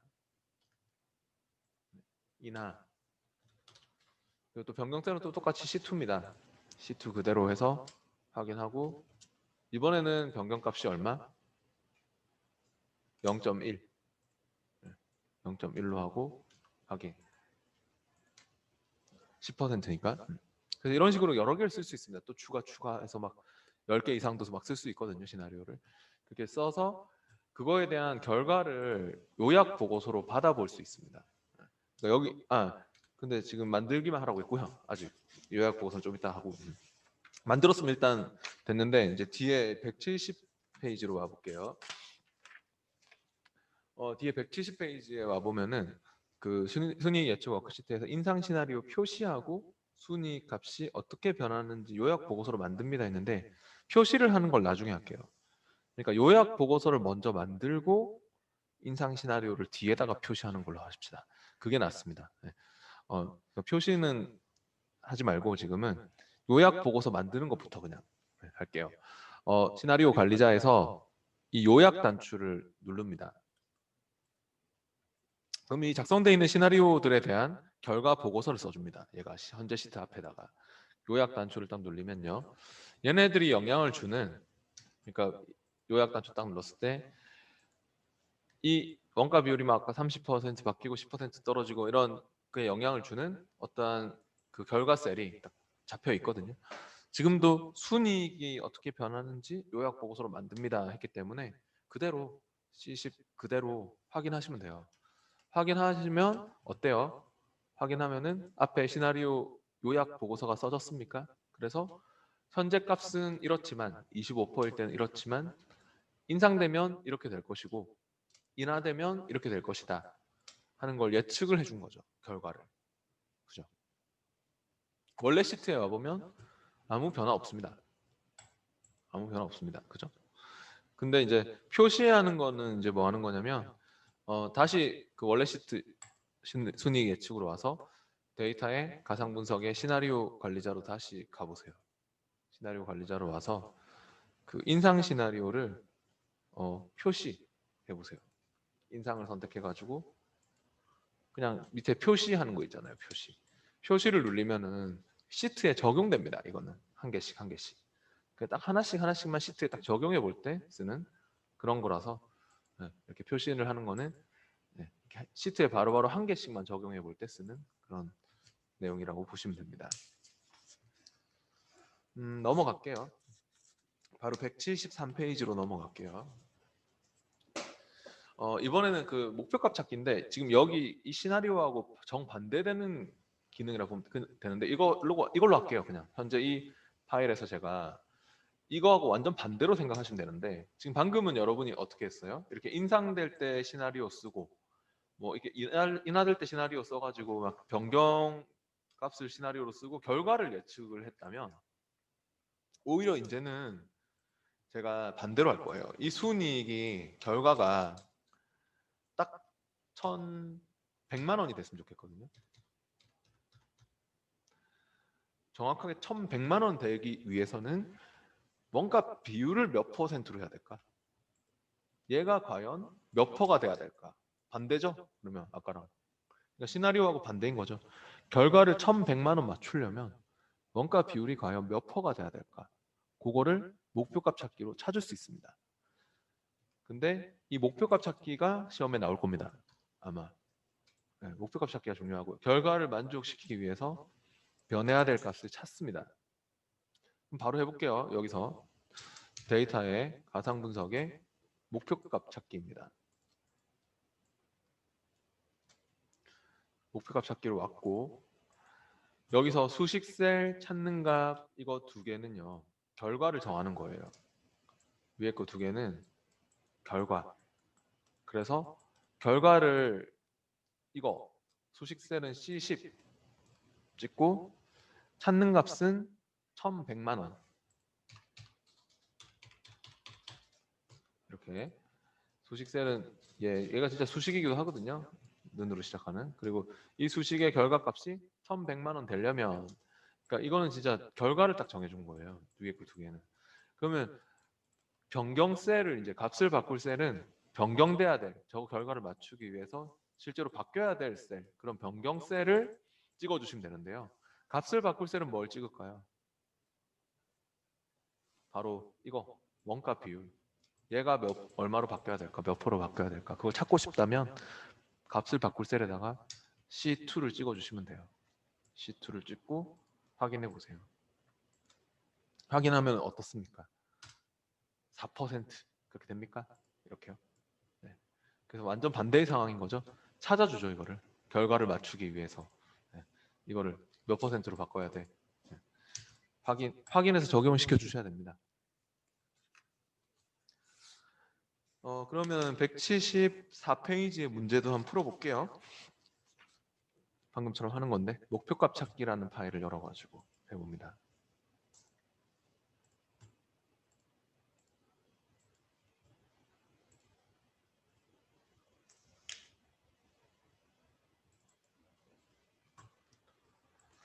(174페이지로) 왔고요. 여기서는 또 영업계획 워크시트에서 엑셀 예측 기능을 사용해서 2018년도 계획의 매출 합계가 3,500만 원이 될 수 있도록 예상 성장률을 계산합니다. 라고 했습니다. 이렇게 예측 기능을 사용해서 뭐 이런 식으로 나온 시험에도 아마 나올 거거든요. 그러면 그거 목표값 찾기일 가능성이 매우 높습니다. 데이터의 예측 그룹에 있는 데이터 탭의 예측 그룹에서 이제 목표값 찾기를 하는 문제고요. 지금도 보면 2018년도 계획의 매출 합계가 3,500만 원 될 수 있도록 이게 결과 정해준 거죠. 맞죠? 2018년도 계획의 그 매출 합계가 지금 이거지 않습니까? 이게 그 3,500만 원 될 수 있도록 예상 성장률을 계산하시오 했으니까 데이터 가상 분석의 목표값 찾기로 와서 이제 수식 셀 같은 경우는 바로 F16을 찍고요. 찾는 값은 3,500만 원. 공을 잘 붙여야 되겠네요. 그 다음 값을 바꿀 셀 같은 경우는 뭘 바꿔야 됩니까? 예상 성장률을 바꿔야 합니다. 값을 바꿀 셀은 예상 성장률인 F4를 찍고 확인해 주세요. 확인하면은 결과가 바뀝니까? 하여튼 이거 이 결과를 맞추기 위해서 뭐를 변경시켜야 될까? 그 변해야 될 셀을 찾아주는 것이 바로 목표값 찾기다 하는 거를 아셔야 합니다. 이렇게 확인했을 때 37%가 되네요. 확인해서 꼭 적용을 시켜주세요. 취소하면 안 됩니다. 꼭 확인해서 적용을 시켜주셔야 합니다. 175페이지의 적응 문제는 중요한 문제니까 집에서 해보세요. 할 수 있겠죠? 이제 176페이지로 바로 갈게요. 이번엔 데이터 통합이라는 파일을 열어가지고 해보겠습니다.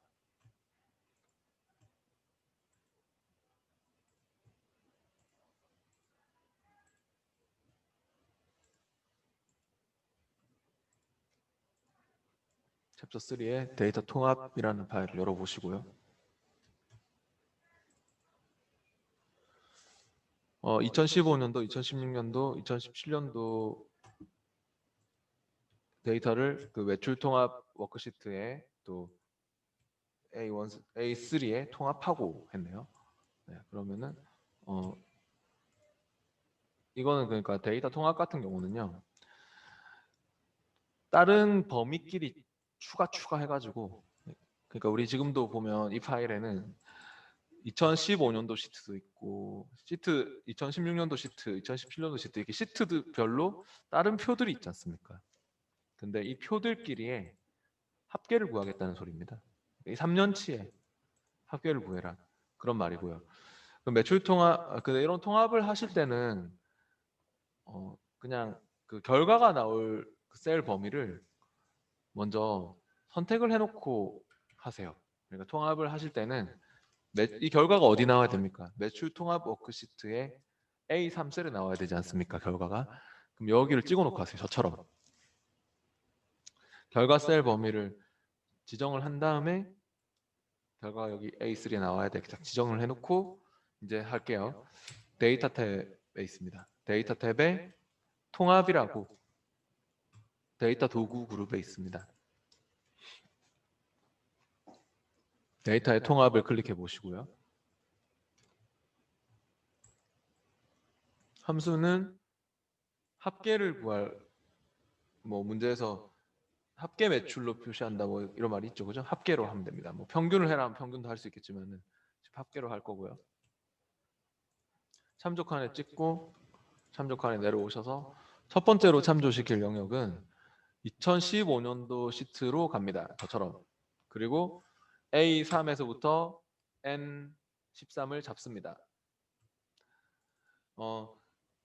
이렇게 저처럼 2015년도 시트 탭 찍고 A3에서부터 N13을 잡았으면 추가를 눌러주세요.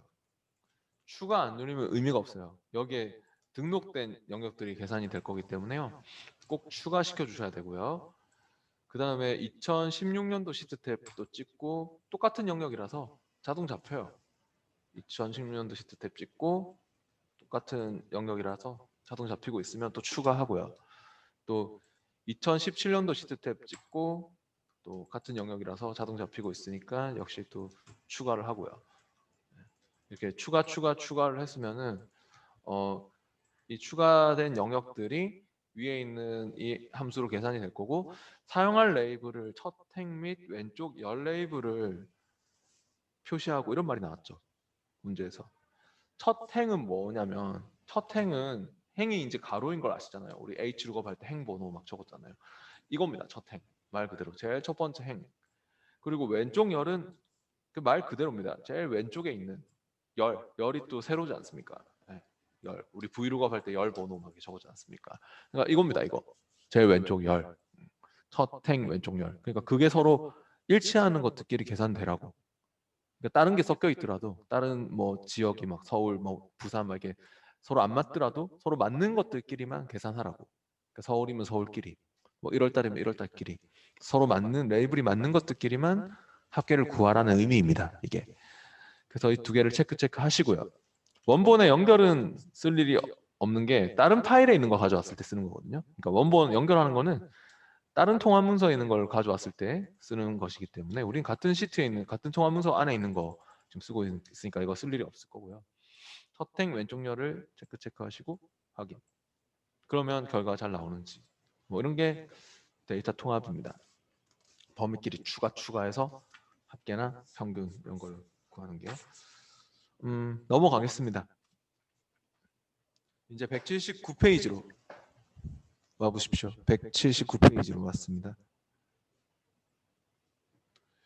이번에는 수식 옵션 설정이라는 파일을 열어가지고 일단 옵션 설정하는 거에 대해서 알아보겠습니다. 이 중요한 내용이네요. 179페이지의 이 문제는 시험에 똑같은 문제가 있습니다. 아주 간단하면서도 중요한 내용입니다.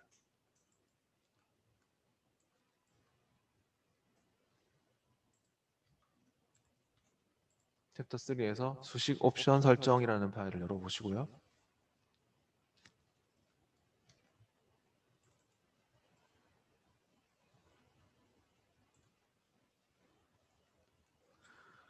데이터가 변경될 때 수식들이 자동으로 계산되는 것을 방지하도록 엑셀 옵션을 변경하고 통합 문서가 저장되기 전에 수식 다시 계산합니다 라고 했는데요. 보통은 우리가 데이터를 막 이제 여기에서 내가 바꾸면, 함부로 바꾸면 안 되지만, 이거 40을 더블 클릭해서 제가 뭐 이거를 77 뭐 770 이렇게 바꾸면은 옆에도 바뀌죠, 그죠? 같이 뭐 이거를 내가 막 뭐 50 이렇게 바꾸면 옆에도 바뀌지 않습니까? 이렇게. 근데 이렇게 자동으로 바뀌는 게 정상인데, 얘가 뭐 이렇게 얘를 그 참조하고 있으니까. 근데 이걸 바꿀 때, 내가 이거를 막 이렇게 바꿀 때 바뀌는 게, 내가 수동으로, 그러니까 수식에서 지금 계산을 해라 하고 눌러줄 때만 딱 바뀌도록 할 수 있거든요. 바로 안 바뀌고 뭐가 바뀌는지 딱 알아보려고. 그럴 때는 옵션을 설정을 여기서도 물론 할 수 있긴 하지만 자동으로 안 하고 수동으로 할 수 있지만, 문제에서 또 이런 말도 있기 때문에 통합 문서가 저장되기 전에는 다시 뭐 수식이 다시 계산돼야 돼 이런 말이 있으니까 여기서 하지 말고 어디서 하냐면 파일의 옵션에서, 저처럼 파일 탭 옵션으로 가보시죠. 파일의 옵션에 왔을 때 저번에 이제 파워포인트에서는 저장할 때 옵션을 뭐 글꼴 포함한 옵션 그런 거 있었지 않습니까?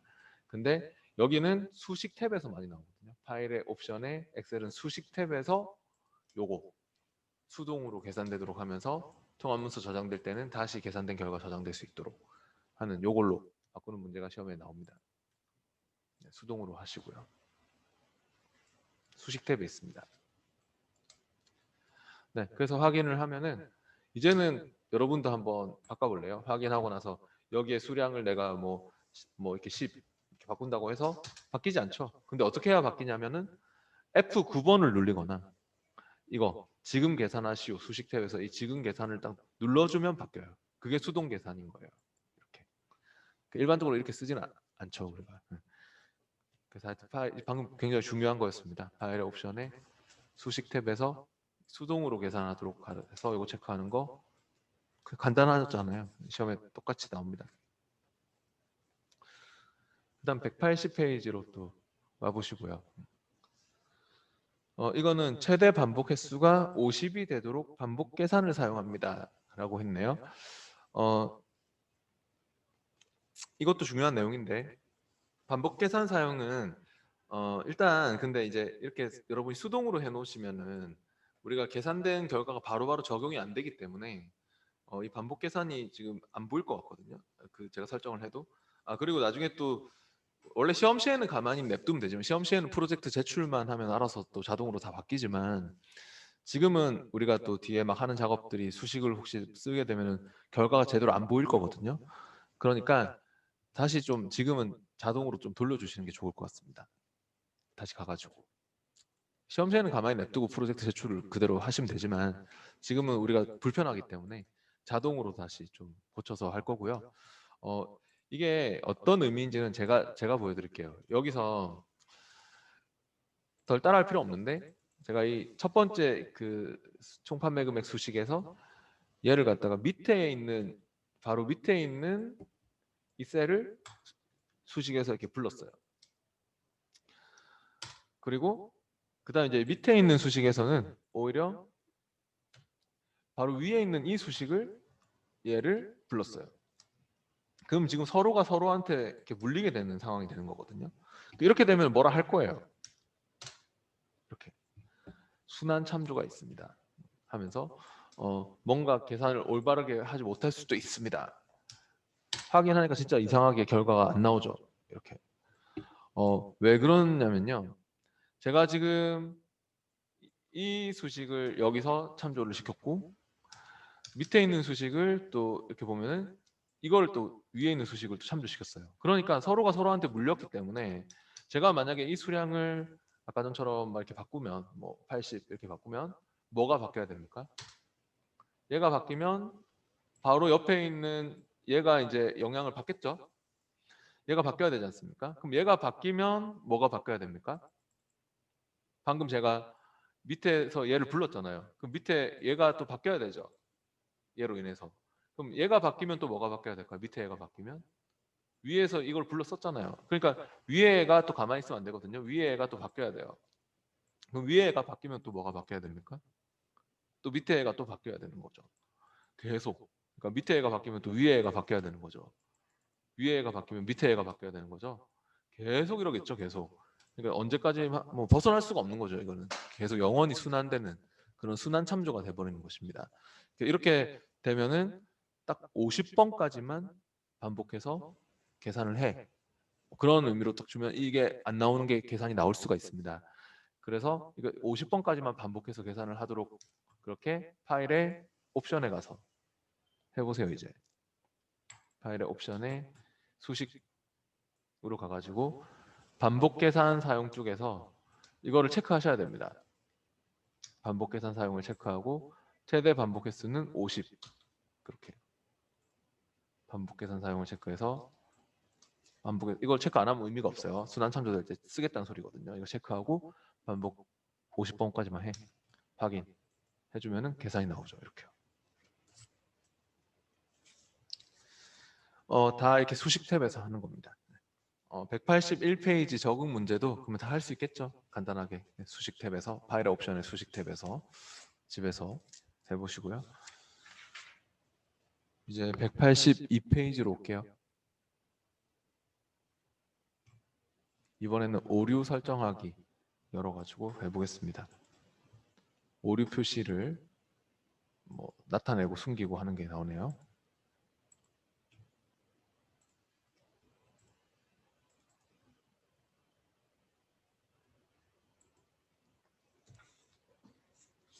오류가 자동으로 표시되지 않도록 혹시 저처럼 지금 무슨 오류 표시가 아예 안 나오는 상황이 되고 있는 분은요. 오류 표시기가 안 뜨는 사람이 있나요? 그러면 그냥 엑셀을 껐다가 다시 좀 엑셀 자체를 완전히 껐다가 엑셀을 완전히 껐다가 다시 켜서 좀 해보시면 좋겠습니다. 엑셀을 완전히 껐다가 다시 켜가지고 파일을 열어보십시오. 오류 설정하기 파일을요.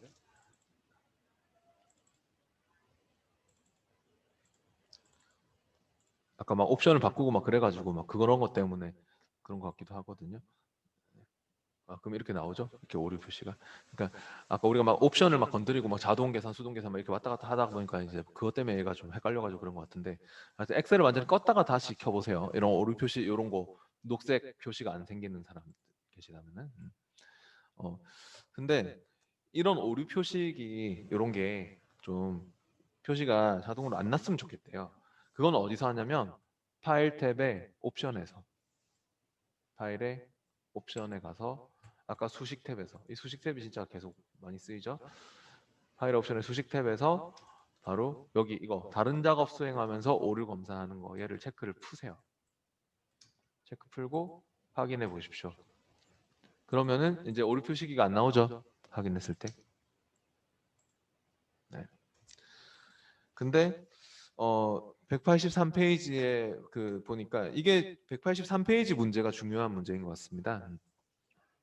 수식의 오류가 감지될 경우 빨강색으로 표시하도록 엑셀 옵션을 설정합니다. 라고 했는데요. 이거 하려면 다시 오류 표시기 켜야겠죠. 그러니까 다시 좀 켜주세요. 파일의 옵션에 가서 수식 탭에 가서 오류 다른 작업 수행하면서 오류 검사를 다시 켜주시고요. 근데 오류 표시 색깔이 아까 여러분 녹색으로 나왔었지 않습니까? 이거는 꼭 체크하시고 원래는 체크돼 있는 거니까. 근데 지금은 이 오류 표시 색깔을 빨강색으로 해라 라고 하는 거니까 오류 표시 색깔을 여기서 바꾸시면 됩니다. 자동 색깔로 되어 있는 것을 빨강 색깔로, 저처럼요.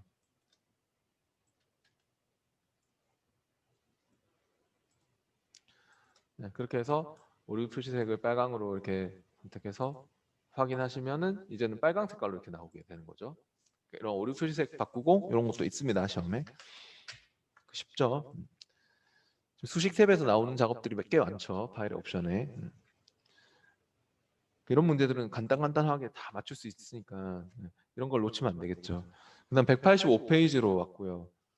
빈 셀을 참조하는 수식 사용하여 셀 관련 오류가 표시되도록 옵션을 설정합니다.라고 했는데요. 이거는 이제 보통 빈 셀을 참조하는 경우는 오류로 보지는 않거든요. 그러니까 예를 들자면 여러분도 따라해 보시면 좋은데 옆에 그냥 빈칸에 아무 때나 와 보세요. 이런 데 와서 아무 셀이나 찍고 는 해가지고 그냥 옆에 있는 텅 비어 있는 셀을 이렇게 넣은 이후에 텅 비어 있는 셀을 찍고 빈 셀을 딱 이렇게 수식해서 딱 부르고 엔터 해보세요. 그러면 그냥 0이죠, 그죠? 결과가 뭐 오류 표시 안 나죠, 그죠? 오류 표시기로 뭐 빨간색으로 막 오류 표시기 안 나잖아요, 그죠? 근데 그게 당연한 건데, 근데 이렇게 빈 셀을 불렀다면 그것도 오류로 표시를 해봐라. 네, 우리처럼 이렇게 빈 셀을 불렀을 때 이거 잘못된 거 아니냐? 오류로 그렇게 표시를 해라. 그게 어디 있냐면 아까 파일의 옵션에 있습니다. 파일의 옵션에 가가지고 수식 탭에 밑에 오류 검사 규칙이라고 있지 않습니까? 파일의 옵션의 수식 탭에 이 오류 검사 규칙 쪽에서 빈 셀을 참조하는 수식도 오류로 보겠어. 한 요거를 체크해 주시면 됩니다. 빈 셀을 참조하는 수식 사용을 체크하고 확인해 주세요. 그러면은 어떻습니까? 이제는 오류 표시기가 납니까? 확인했을 때 네. 이렇게 텅 비어 있는 셀을 참조하고 있네요 하면서 이렇게 오류 표시가 나게 됩니다.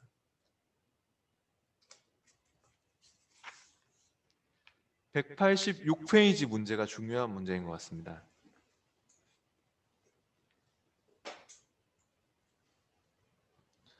표의 열 수식과 일치하지 않는 셀에 대해 오류를 표시하는 규칙을 설정합니다. 라고 했습니다. 우리가 표일 때는요. 그러니까 예를 들어서 여러분도 이렇게 옆에 이런 아무 범위나 이렇게 좀 잡아가지고 저처럼 삽입의 표로 만들어 보세요. 삽입의 표. 범위를 여러분 원하시는 의미의 범위를 쫙 잡아서요. 삽입의 표로 딱 만들면 그냥 확인하세요. 삽입의 표에서 확인하고 그러면 표의 특징은 어저께도 우리가 써봐서 아시겠지만 요거 하나만 는 해가지고 내가 뭐 는 해서 옆에 있는 셀을 찍었다. 옆에 KO를 딱 찍고 엔터. 아 참 그 이런 거 찍을까요? 는 뭐 G3 이런 데를 딱 찍고 엔터 해보세요. 그럼 어떻게 됩니까? 그러면 다 구해지죠 밑에까지. 예. 그 표의 특징인 거 아시죠 이게? 이것만 하나만 구한다고 이거 하나만 채워지는 게 아니라 다 채워지잖아요. 근데 내가 밑에 있는 수식에서 예를 들어서 이 G4셀에 가서 있잖아요. 아니, 그 바로 밑에 있는 수식에서 그 바로 밑에 있는 수식을 더블 클릭 들어가 가지고 나는 얘를 뒤에다가 뭐 플러스 1을 할래. 이렇게 해서 엔터를 하면 같이 바뀔 겁니다. 근데 같이 바뀌고 나서 이런 표시 생길 겁니다. 같이 바뀌고 나서 이런 표시 생기는데 계산된 열 실행 취소를 해보세요. 계산된 열 실행 취소하면 무슨 표시가 생기지 않습니까? 저처럼 이런 표시가 나지 않습니까? 다른 계산된 열 수식이야 하면서 이런 표시가 나지 않습니까? 이거는 어떤 의미냐면 위에 있는 수식하고 다르다고.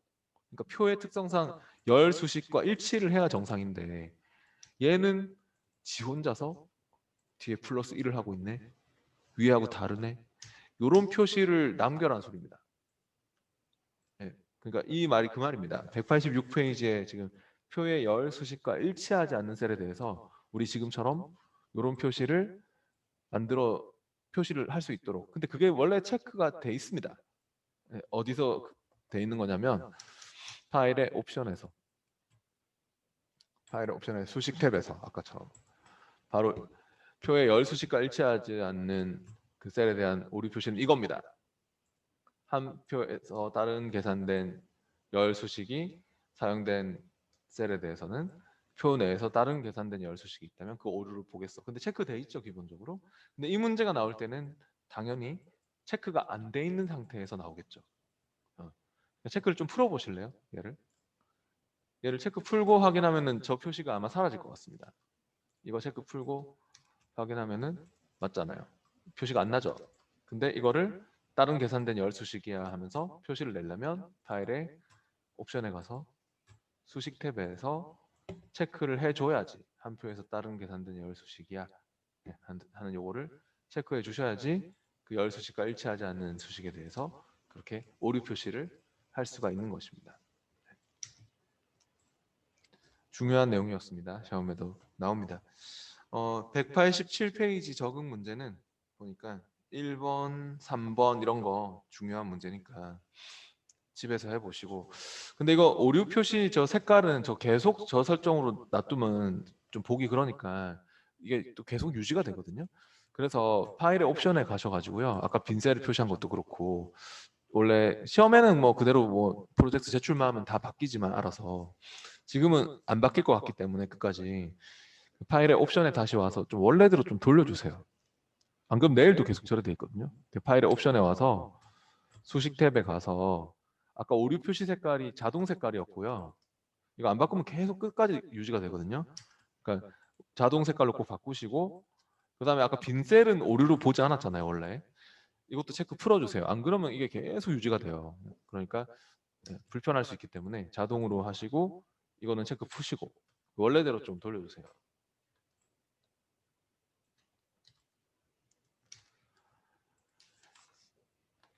이제는 넘어가겠습니다. 188페이지로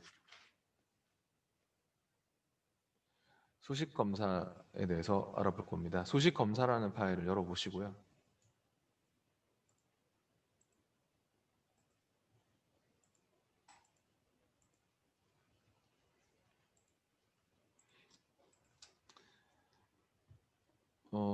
매출 현황 워크시트에서 G14셀에 참조되는 셀을 추적합니다.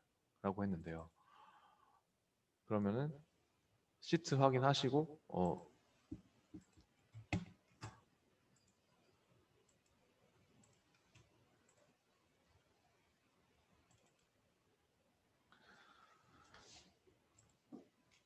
매출 현황 워크시트 맞는지 시트 확인하시고 G14셀 어디입니까? 잡혀 있네요 지금, 그죠? 여기죠. 얘가 수식이죠. 중요한 문제입니다. 188페이지 이 문제도 시험에 비슷한 문제가 있는데 이런 건 다 간단한 문제들인데 시험에 나옵니다 진짜. 참조되는 셀을 추적하라고 했잖아요. 수식에서 어떤 셀들이 쓰이고 있나, 참조되고 있나. 그거는 수식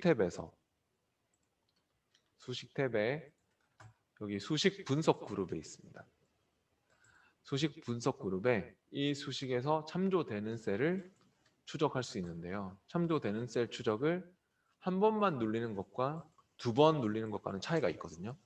근데 시험에 뭐가 나오냐면은 참조되는 모든 셀을 추적합니다. 이렇게 나오거든요. 시험 시에는 참조되는 모든 셀을 추적합니다. 이렇게 나오면 한 번만 눌리는 것과 두 번 눌리는 것과 완전 다르다는 걸 알 수 있을 겁니다. 해보세요. 한 번은 직접적으로 참조되는 것만, 그리고 두 번 눌리면 간접적으로 영향을 미치는 것까지. 그래서 참조되는 모든 셀을 추적한다고 한다면 두 번 이상 눌러주셔야 됩니다. 그게 중요한 겁니다. 처음에 하여튼 참조되는 셀 추적할 때 반드시 참조되는 모든 셀을 추적하라 뭐 이런 식으로 나오면 한 번만 누르지 말고 해당 수식을 딱 찍고 참조되는 셀 추적을 두 번 이상 눌러주세요. 뭐 직접, 간접 이렇게 다 추적될 수 있도록. 그 다음 190페이지로 와봅니다. 또 판매 현황 워크시트에서 모든 오류를 검사합니다 라고 했는데요. 판매 현황 워크시트로 와서 이번에는 오류가 난 셀들이 좀 보이네요. 근데 지금은 딱 뭐 눈에 띄지만 또 내용도 많지 않지만 시트가 굉장히 넓기 때문에 내용이 엄청나게 많은 곳에서는 오류를 일일이 찾아다니기 힘들 수도 있잖아요. 네. 오류가 엄청나게 또 많이 났고 그러면 그럴 때는 그냥 이걸로 하는 게 낫습니다. 수식의 오류 검사라고 하는 게 있습니다. 오류만 찾아다닐 수가 있거든요. 수식 탭에 수식 분석 그룹에 오류 검사를 클릭하면 이렇게 무슨 오류다 이렇게 오류가 난 셀로 딱 가면서 이게 뭐 가보류다 잘못된 값이 뭐 그 사용되고 있다 또 다음 또 눌리면 또 다음 어떤 오류다 뭐 이렇게 다음 누르면 계속 이렇게 찾아줍니다. 오류 검사 더 이상 없습니다 하면 완료하면 되고요. 그러니까 이렇게 수식의 오류 검사를 딱 눌러보면은 오류가 난 셀들만 찾아다닐 수 있습니다. 오류 검사를 딱 눌러서 오류가 이은 가버리고 다음 누르면 그 밑에는 뭐 또 무슨 뭐 잘못된 형식으로 사용되는 가버리고 다음 이렇게 더 이상 없으면 그냥 확인하고 그리고 이 오류가 나는 셀에 대해서는 여기 오류 검사에서 오류 추적도 가능하고요. 일반 셀은 안 됩니다. 참고로. 그러니까 일반 셀은 딱 찍어서 오류 추적을 누르면은 안 되지 않습니까? 근데 오류가 난 셀에 대해서는 이렇게 오류 검사를 딱 해서 찾고 그 오류가 난 셀에 대해서는 오류 추적을 딱 해보면 이것도 막 수식이면 참조되는 셀 추적이 막 되거든요. 이렇게. 그래서 오류 추적도 할 수 있습니다. 그다음 191페이지로 또 와서 191페이지는 조사식 추가 이거 중요한 내용이네요. 시험에 또 똑같은 문제가 있습니다. 매출 워크시트의 G6셀에 조사식을 추가합니다. 라고 했는데요. 매출 워크시트로 와보시고요. G6셀이면은 여기네요. 내가 찍은 곳이 어딘지는 이름 상자를 보십시오. 이름 상자를. 수식이죠. 매출 워크시트의 G6셀이 이런 수식이지 않습니까? 근데 이 수식이 굉장히 중요한 수식이라고 치면 내가 그래서 이 수식을 계속 좀 보면서 다른 작업을 하고 싶다면 내가 딴 데를 찍어버리면 만약에 이렇게 다른 곳을 찍으면 수식이 안 보이지 않습니까? 그래서 이 수식이 굉장히 중요한 수식이면은 여러분이 조사식 창을 띄워서 여기 지금 수식 분석 배우고 있으니까 수식의 수식 분석 그룹에 조사식 창을 띄워서 조사식을 추가할 수 있습니다. 중요한 수식 같은 경우는 이렇게 수식 탭에 수식 분석 그룹에 조사식 창을 띄워서 고정을 시켜놓고 계속 보면서 작업할 수 있다고요. 그러니까 조사식 추가를 눌러서 이 G6셀이죠. 시험에는 뭐 어떤 범위를 막 추가하라고 하거든요. 그러면 범위가 이렇게 쫙 잡혀 있으면 됩니다. 그 범위 전체가 다 이렇게 추가되는 그런 경우도 있고요. 시험에는 범위로 다 추가하는 경우도 있고요. 지금은 그냥 GU 잡혀 있는 그대로 추가를 할게요. 추가를 해보세요. 추가 누르면은 등록이 되죠? 조사식 창에. 네. 그리고 이 창은 이렇게 뭐 보시면 계속 이제 딴 데를 찍어도 계속 고정돼 있지 않습니까? 이거는. 그래서 이 수식을 보면서 작업할 수 있고요. 네. 조사식 창은 닫아주시면 됩니다. 안 닫으면 또 계속 남아 있으니까 닫아주십시오. 왜냐하면 다시 열어보시면 조사식 창을 다시 띄워보시면 계속 남아 있으니까 여러분이 삭제하지 않는 한 창은 닫으시면 됩니다. 중요한 문제였고요. 192페이지의 적응 문제도 보니까 2번 문제가 중요하군요. 참조되는 모든 셀 추적하라고 나왔죠. 그러니까 만약 여기서 한다면 그러니까 매출 워크시트의 G31셀에 참조되는 모든 셀을 추적하시오라고 한다면 아까 어떻게 한다고요? 2번 이상. 한 번만 누르지 말고 참조되는 셀 추적을 한 번, 2번 이렇게 직접 간접까지 그렇게 추적을 해주세요. 참조하는 셀 추적은 뭐 하는 거냐면 여기는 수식이라서 참조하는 셀 추적이 안 먹히고요. 일반 데이터 범위, 그러니까 예를 들어서 F6과 같은 이런 40 적혀 있는 일반 데이터 범위는 참조하는 셀 추적을 하면은 이 데이터를 참조하는 수식을 추적할 수 있습니다. 그래서 일반 데이터에는 참조하는 셀 추적을 이렇게 한 번, 2번 누르면 또 직접 간접 뭐 그런 것도 참조할 수도 있는 거죠. 근데 주로 참조되는 셀 추적하라고 할 겁니다.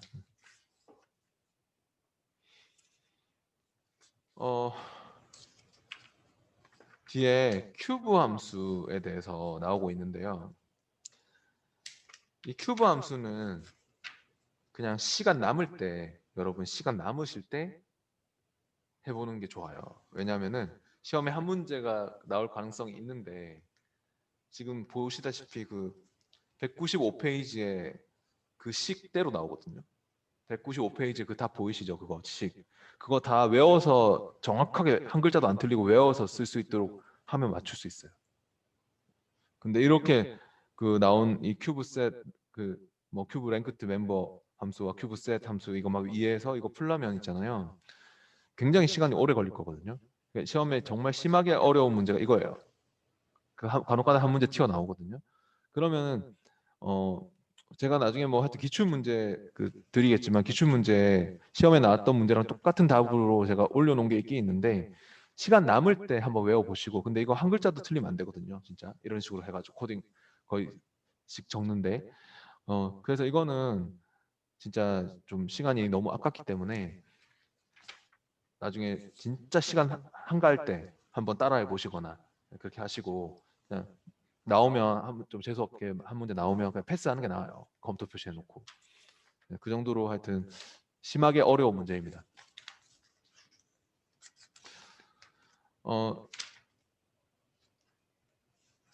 뒤에 190 그 198페이지로 가보겠습니다. 오늘 그러면 마지막으로 차트 만드는 거 한번 해보고 마칠게요. 네. 이제 마지막 챕터인데요. 네. 챕터 4의 차트라는 파일을 열어가지고 해보겠습니다.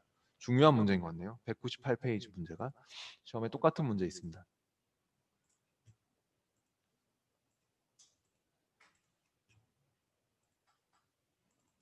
챕터 4의 차트 파일을 열어보시고요.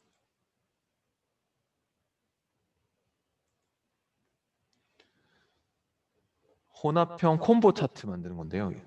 그 보조축까지 표시해가지고 이중축 그래프로 혼합형 콤보 차트 만드는 문제가 시험에 정말 있거든요.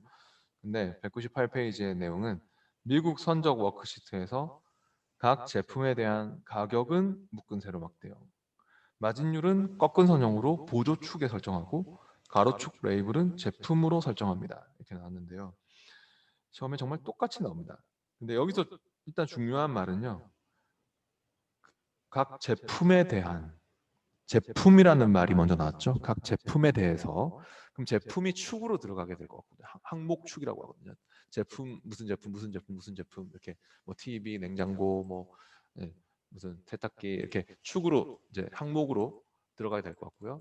그래서 항상 차트를 만들 때는 내가 뭐 범위를 쫙 잡고 만들면 첫 번째 게 항목으로 쓰입니다. 이렇게 범위를 쫙 잡고 나오면 첫 번째 건 무조건 항목으로 쓰이거든요. 근데 우리가 지금 제품을 항목으로 먼저 잡아야 될 것 같고요. 그 다음에 각 제품에 대해서 그 다음 문제에서 뭐라고 했습니까? 가격은 묶은 세로막대형. 그러니까 세로막대로 가격에 대한 데이터들이 막 이렇게 나오도록 할 거고, 그 다음에 마진율은 꺾은 선형으로, 마진율은 뭐 이렇게 꺾은 선형으로 이렇게 나오도록 그런 식으로 만들어주는 혼합형 콤보 차트를 만들 생각인 것 같습니다. 그래서 여기서 중요한 말은 일단 제품에 대한 각 제품이란 말이 중요하고, 그 다음 가격은 묶은 세로막대, 마진율은 꺾은 선형, 그게 중요한 말입니다. 그래서 우리가 쓸 것들이 다 정해진 거예요. 제품이 일단 항목으로 들어가고, 가격과 마진율이 각각 계열로, 계열 1, 계열 2. 보통 처음 잡는 게 항목. 그리고 이제 그 다음 잡는 것들이 계열, 막대기 하나하나, 뭐 꺾은 선이면 꺾은 선 그래프, 계열 1, 계열 2 이렇게 가게 돼 있다고 보시면 되거든요. 기본적으로. 그래서 지금 떨어진 범위죠. 시험에서 딱 이렇게 나오거든요. 그러면 잘 잡고 들어가면은 그냥 80% 이상 만들어집니다. 지가 알아서 편하게 잘 잡는 게 중요해요. 저처럼 이렇게 하세요. 먼저 제품을 쭉 잡아요. 이렇게요. 그리고 떨어진 거 잡을 때 컨트롤 키 눌러서 잡는 거 아시죠? 컨트롤 키 눌러서 가격과 마진율을 잡아요. 네, 꼭 제품을 먼저 잡고 이후에 컨트롤 키를 눌러서 하세요. 왜 그러냐면은 기존에 이상한 데가 잡혀 있는데 컨트롤 키 누른 채로 제품을 잡는 사람이 있어요. 그렇게 되면은 얘까지 같이 잡혀가지고 차트 이상하게 나옵니다. 쓸데없는 애 포함되면 안 되니까 제품을 먼저 잡은 후에 컨트롤 키 눌러서 가격과 마진율을 잡는 식으로 그렇게 해주셔야지 실수하지 않습니다. 이렇게 해놓으면 거의 지가 알아서 80%는 만들어질 거거든요. 그러면은 차트도 있어요. 뭐가 있냐면 삽입 탭에 가보면 딱 모양이 그게 있어요. 삽입 탭의 차트 그룹에서 우리가 만들 모양과 일치하는 게 요거죠. 세로막대와 꺾은 선이 같이 있는 이게 콤보 차트거든요. 혼합형 콤보 차트. 요거 누르면 사용자 지정 콤보 차트 만들기로 바로 가보시면은 바로 설정이 될 거예요. 지가 알아서. 그죠? 혼합형 이 콤보 차트로 사용자 지정 콤보 차트 만들기를 클릭하시기만 하면 지가 알아서 잡힙니다. 그냥 이렇게 가격은 묶은 세로막대, 마진율은 꺾은 선으로 잡히지 않습니까? 그리고 이거 보조축으로 표시해라는 말이 있었기 때문에 요거 체크해 주세요. 보조축. 보조축을 체크하시면 이 반대편에 축이 생기면서 마진율은 이제 이 보조축을 쓰게 되고 이 묶은 세로막대인 가격은 그 기본 축을 쓰게 되는 것입니다. 그리고 이제 그냥 이것만 체크하고 확인 누르면 거의 90%는 만들어졌고요. 마지막에 가로축 레이블은 제품으로 설정합니다라는 말이 나왔기 때문에 축 제목만 넣으면 됩니다. 가로축 제목은 이걸로 넣을 겁니다. 차트 요소 추가 여기서 차트 도구 디자인 탭에서 차트 요소 추가해서 축 제목 넣는 거 있죠? 축 제목에서 기본 가로축 제목 요거 지금 차트 도구 디자인 탭에 축 제목에 가서 차트 요소 추가해 축 제목에 기본 가로 그러면 그 제품이라고 적어 주셔야겠죠? 199페이지 밑에 그림처럼. 네. 그래서 이거 가로축 제목을 기본 가로해서 직접 적든지 여기다 직접 제품이라고 적든지 아니면 여기 수식 입력줄에서 제품 해가지고 이렇게 적고 엔터를 해도 됩니다. 네. 하여튼 여기 가로축 제목이 이렇게 저처럼 들어가야 할 것 같습니다. 네, 다 된 겁니다 이게. 이렇게 해서 하여튼 차트에 여러분이 잡고 그러니까 애초에 시작할 때 그냥 이거 잡고 컨트롤 키 눌러서 가격과 마진율을 잡고 차트의 종류는 삽입에 여기서 요거만 선택을 해주시면은 삽입에 여기 요거 눌러서 사용자 지정 콤보 차트로 선택을 해주시면은 지가 알아서 잡히게 돼 있습니다. 그래서 보조축만 체크를 해서 확인 누르면은 지가 알아서 그렇게 만들어지게 된다. 그리고 가로축 제목만 잘 넣으면 된다. 네, 그렇게 생각하시면 됩니다. 시험에 똑같이 나옵니다. 오늘 수업은 여기서 마칠게요. 네, 출석은 채팅으로 이름 남겨주세요. 수고하셨습니다.